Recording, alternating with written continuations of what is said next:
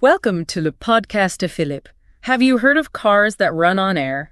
Oh, yeah. It sounds like magic, right? Yeah. A perfect solution to get rid of pollution. Right. Today, we are diving deep into the compressed air engine. Okay.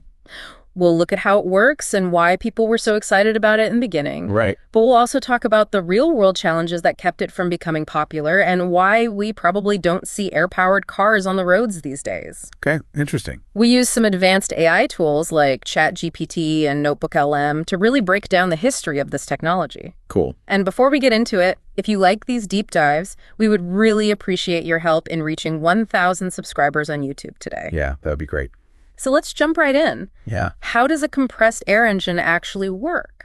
Well, the basic idea behind a compressed air engine is pretty straightforward. It's kind of like filling up a scuba tank.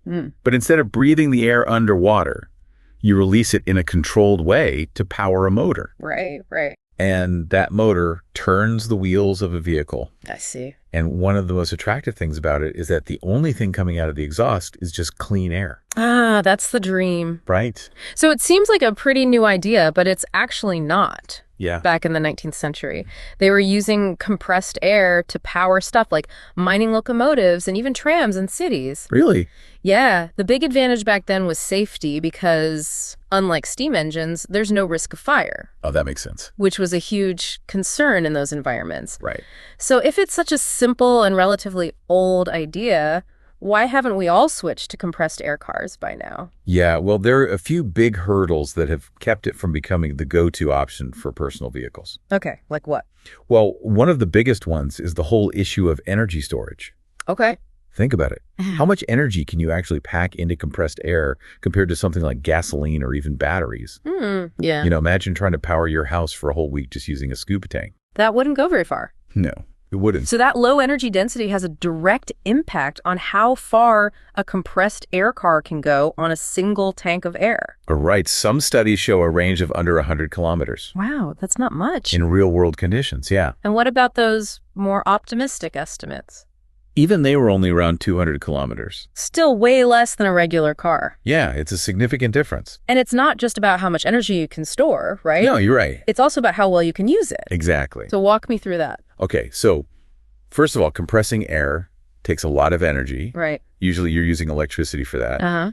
And a lot of that energy is lost as heat during the compression. Yeah, kind of like when you pump up a bike tire. Exactly. The pump gets warm. And then when the air expands in the motor to make the car move, it gets really cold. Oh, wow. Which actually lowers the pressure and reduces the power output. Makes sense.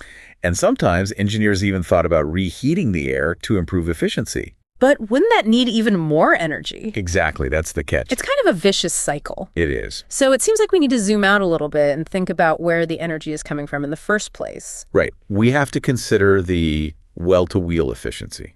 Okay, meaning? Even if the car itself doesn't produce any emissions, the power plant that's generating the electricity to compress the air might be burning fossil fuels. So you're just shifting the emissions, not eliminating them. Exactly. You're just moving them from the tailpipe to the power plant. And when you add in all the losses from compressing, storing, and then using the air, the overall efficiency is much lower than an electric car using that same electricity. That's right. It's a complex picture. It is. Let's talk about the actual tanks that hold the compressed air. Okay. What are the challenges there? Well, to get any kind of decent driving range, you need to store the air at really high pressures. Right. Like 300 times the pressure you feel at sea level. Yeah, and to hold that much pressure, you need super strong and durable tanks, often made from lightweight but expensive materials like carbon fiber. Yeah, I can imagine that adds to the cost. It does. And it makes the car more complex. Yeah, and of course there are safety concerns with storing such high pressures. Of course. Though modern engineering is really focused on minimizing those risks. Okay, that makes sense. So how do all these limitations impact the actual performance of a compressed air car? Well, one of the biggest things is that the acceleration is pretty sluggish, and the top speeds are generally lower, especially as the air pressure in the tank drops. So not exactly a sporty ride. Not really, no. And then there's the lack of infrastructure. Right. Unlike gas stations or even the growing network of charging stations for electric cars, there are basically no places where you could fill up a high-pressure air tank. Yeah, that's a major issue. Some people suggested using home compressors. Yeah. But those are slow. Right. and still require electricity. Which, as we said, comes with its own energy losses. Right, right. Okay, so let's shift gears a little bit and talk about why people were so hopeful about compressed air cars in the first place. Right. What was driving that initial excitement? Well, the idea of zero emissions, especially in cities, was a huge draw. Of course. And the potential for simpler engine designs, at least in theory, was also appealing. Plus, the flexibility of using any energy source, ideally renewable, to compress the air seemed promising. That makes sense. And let's not forget the allure of quick refueling compared to the slower charging times for batteries back then. That's a good point. And there were some high-profile projects like those led by Nègre and his company MDI. They even had partnerships with big car manufacturers like Tata Motors. Really? Yeah, that generated a lot of excitement and public interest. So it seemed like it was really going to happen. It did for a while. But it didn't. No. So was the compressed air engine a forgotten revolution or more like a deceptive promise?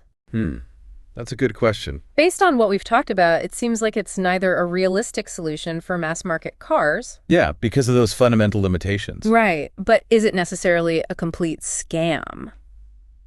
You know, I wouldn't say that. I mean, the technology does exist, and it's used in specific areas. Exactly. Calling it a scam oversimplifies things. But the fact that those ambitious claims haven't materialized, Yeah. and that the technology was maybe oversold, Right. that has led to a lot of disappointment. Absolutely. Among investors and the general public. For sure. And in some cases, it's fueled accusations of misleading practices. Yeah, I can understand that. So where is compressed air technology actually being used successfully today? Well, it seems to have found its niche in places where those limitations we talked about aren't as critical. Okay. Or where the unique advantages of compressed air really stand out. Like where? Well, it's widely used in pneumatic tools. Oh, right. Where the simplicity and durability of compressed air power are big advantages. Makes sense. You also see it in some hybrid systems, working together with traditional combustion engines. Okay.